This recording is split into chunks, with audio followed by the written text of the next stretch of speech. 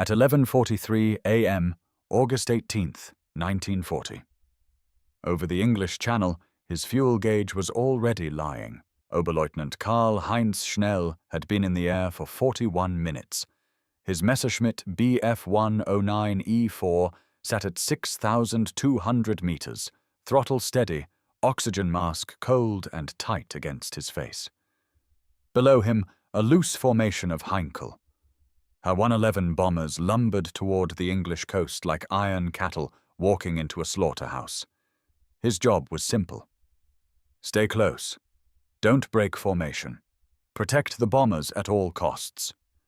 Those were the standing orders, handed down directly from Reichsmarshal Hermann Göring himself, issued after the disastrous losses of the previous week, when the Luftwaffe had hemorrhaged experienced crews over the Channel and over southern England in numbers that nobody at the top was yet ready to say out loud. The orders made no tactical sense to any fighter pilot who had actually flown combat over England. Keeping a Bf-109 locked in tight escort meant killing its one great advantage: speed and energy. You couldn't engage freely, couldn't maneuver properly, couldn't exploit altitude when the moment came. You just circled the bombers like a dog on a short leash, waiting for the RAF to pick the exact moment they wanted to kill you. Every experienced Jagdflieger in every Staffel across the Channel said the same thing in private. The orders were tactically wrong. But saying so out loud, putting it in writing, or acting against them, that was something else entirely in August of 1940. Schnell banked left 3 degrees and scanned his 9 o'clock. Clear. He checked his mirror. Nothing behind him. He looked down at the bombers. 12 Heinkels, heavy with ordnance, bound for RAF Kenley. They were already crossing the coast near Beachy Head. In roughly 8 minutes they'd be over the target.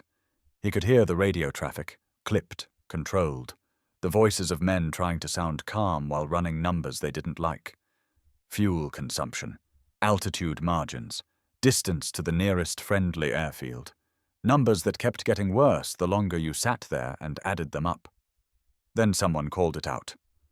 Achtung, Spitfires! High, 3 o'clock. Schnell had his head turned before the transmission finished. They were there. 6 of them. No.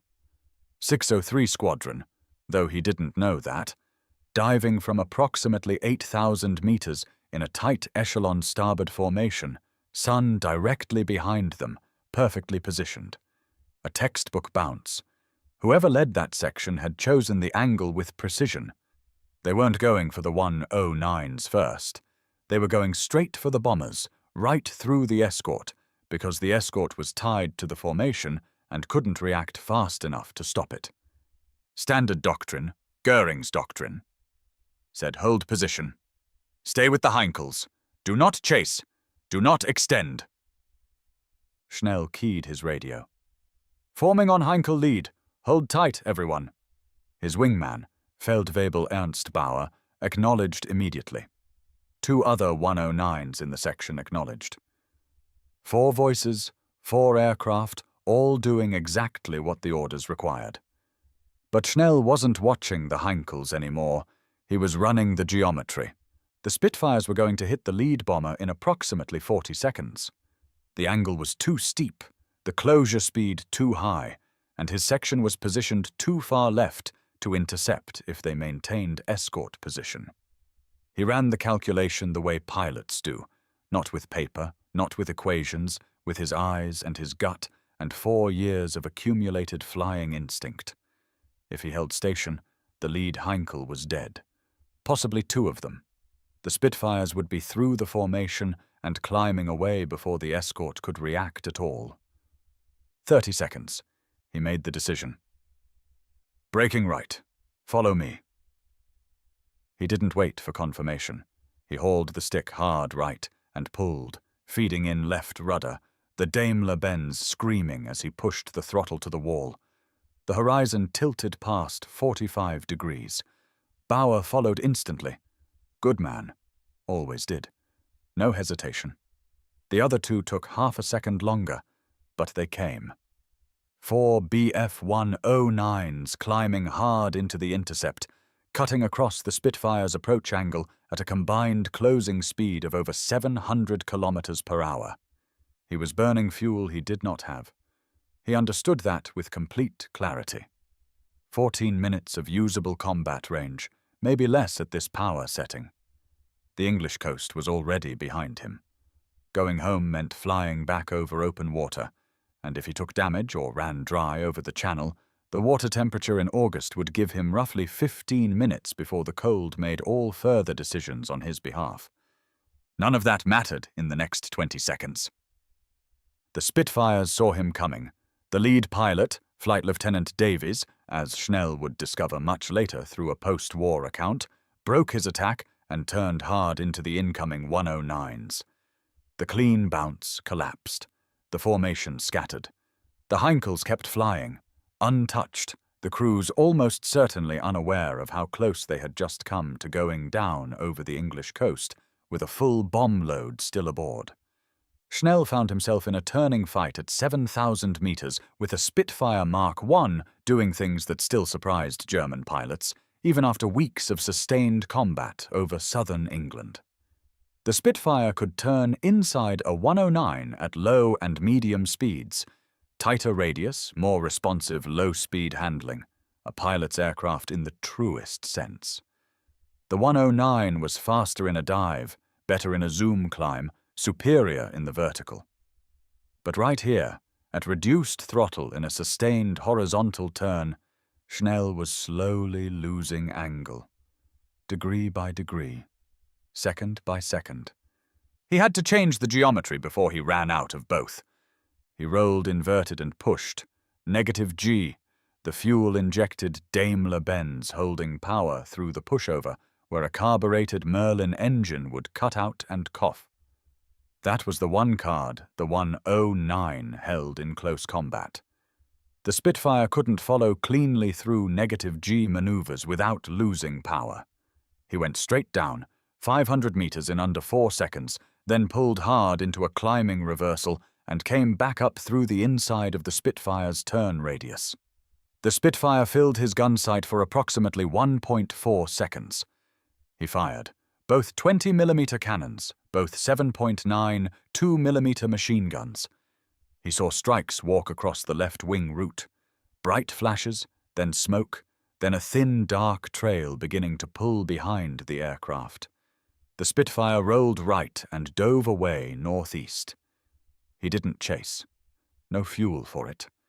He was already scanning for the next threat. If you're watching this and you want more stories like this, real combat history told the way it actually happened, go ahead and subscribe. There are dozens of these waiting, and every single one of them is true. Bauer had locked up another Spitfire on the right side of the engagement. The other two from Schnell's section had broken off, one of them trailing white glycol from a radiator puncture, already climbing for altitude to buy time before the engine seized and the options ran out entirely.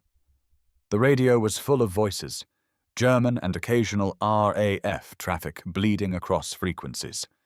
It was controlled chaos, the specific texture of a fight that had gone in 4 directions simultaneously and wasn't going to resolve cleanly.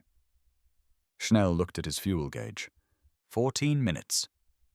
Section reform. We go home now. The flight back across the channel took 11 minutes at reduced power. Schnell landed at Calais Mark with roughly 40 liters remaining. 6 minutes of flight, perhaps slightly less.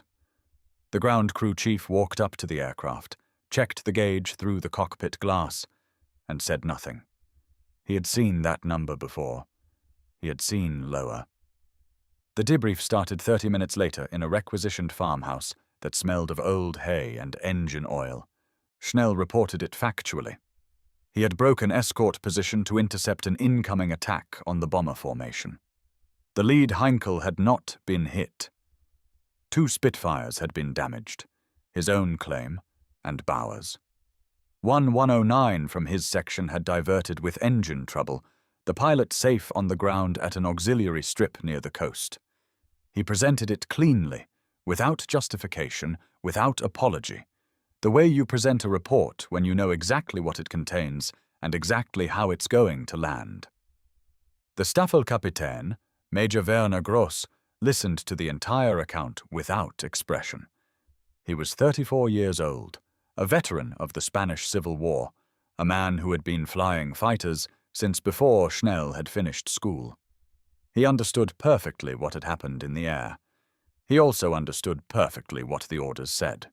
Those two things occupied very different space in the summer of 1940, and the gap between them was measurable in burning aircraft and parachutes that either opened or didn't. Gross put his pen down on the table. "You left the formation." "I intercepted an attack on the formation. The standing order is to remain with the bombers." Schnell said nothing. There was nothing useful to add. Gross looked at the written report for a long moment. Then he said quietly, "I'll write it as a tactical interception within escort parameters. Don't put me in this position again." That ended the formal conversation. It did not end the problem. 2 days later, on August 20th, the orders came down tighter still. Fighter pilots were to maintain continuous visual contact with the bombers at all times. No extended engagements, no offensive maneuvers unless the bombers were under direct, immediate attack. The language was deliberate and specific. Someone at a senior level had noticed the tendency of Jagdflieger to exercise individual judgment in place of standing orders, and had decided to close that gap formally. Galland famously asked Göring for a squadron of Spitfires during this same period. That exchange is well documented. What is less documented is what happened inside the individual Staffeln, where men like Schnell kept flying the same routes, protecting the same bombers, watching the same tactical geometry produce the same outcomes, under orders that made success harder and the losses consistently higher.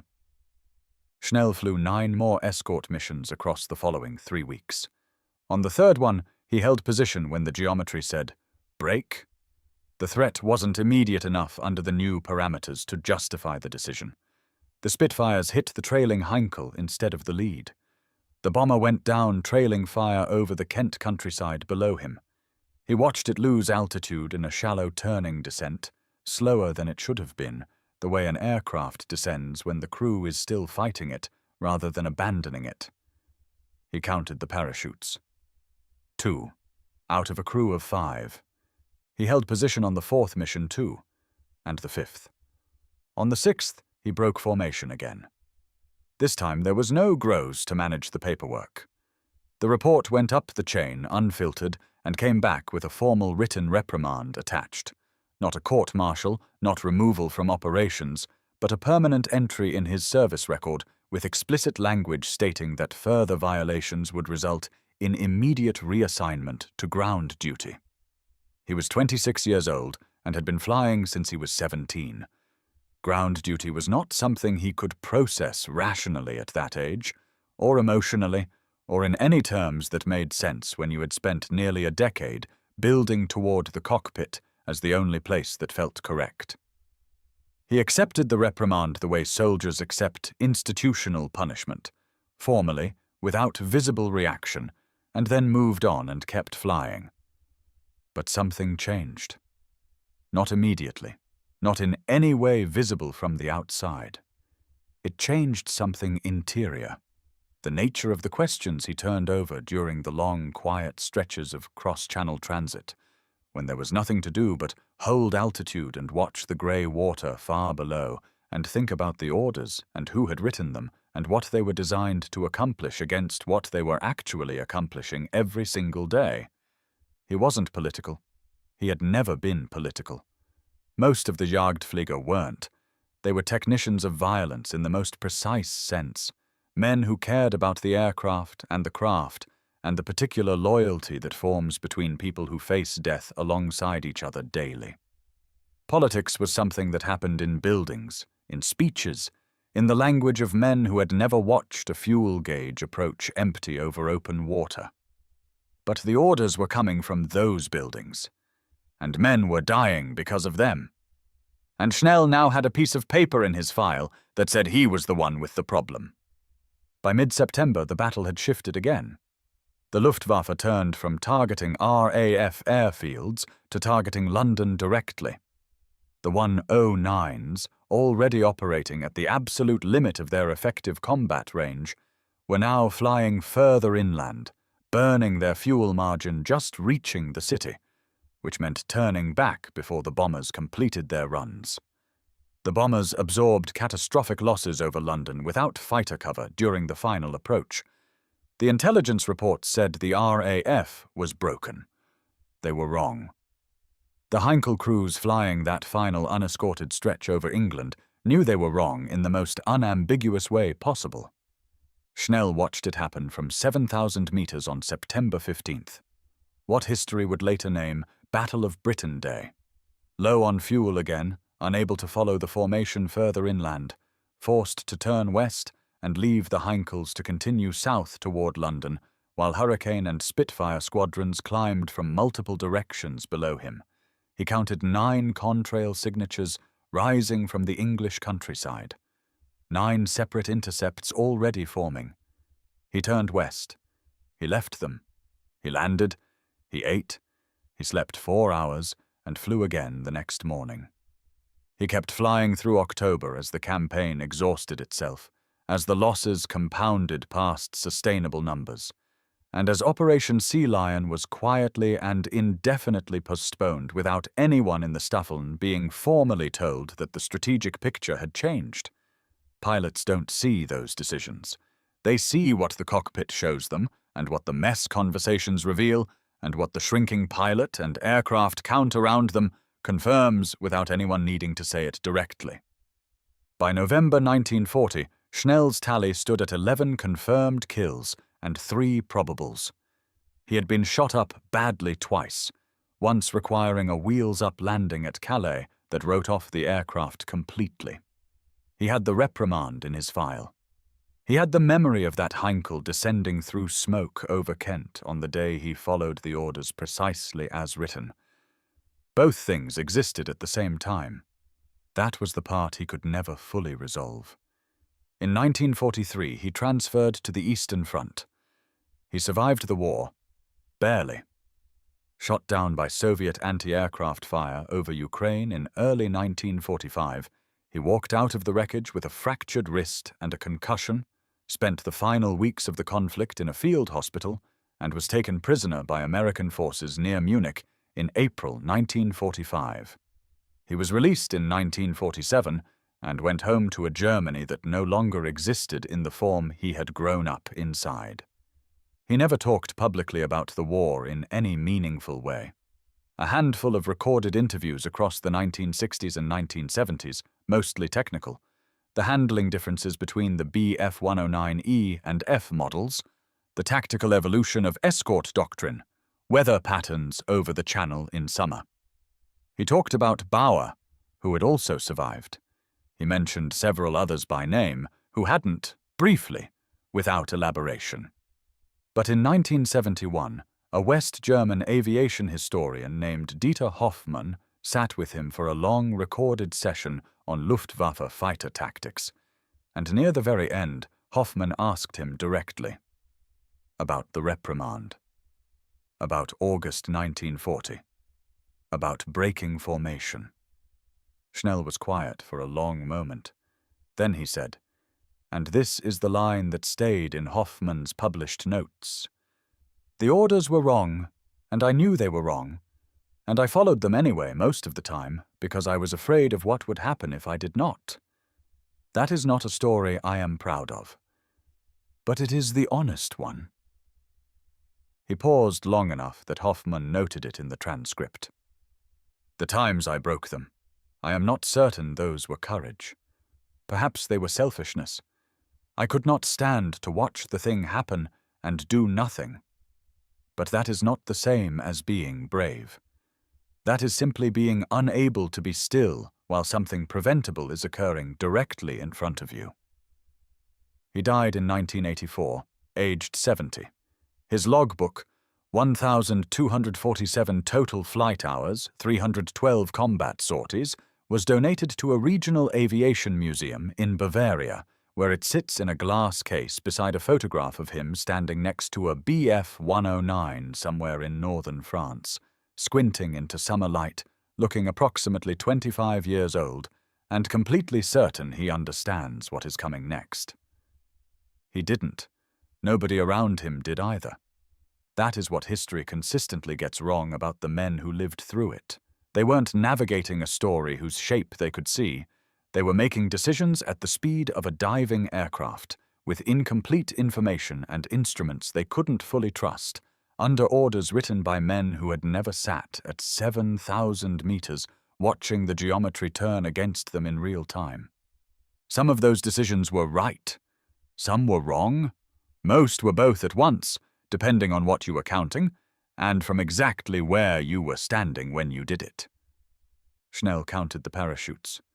2 out of 5. He never once stopped counting.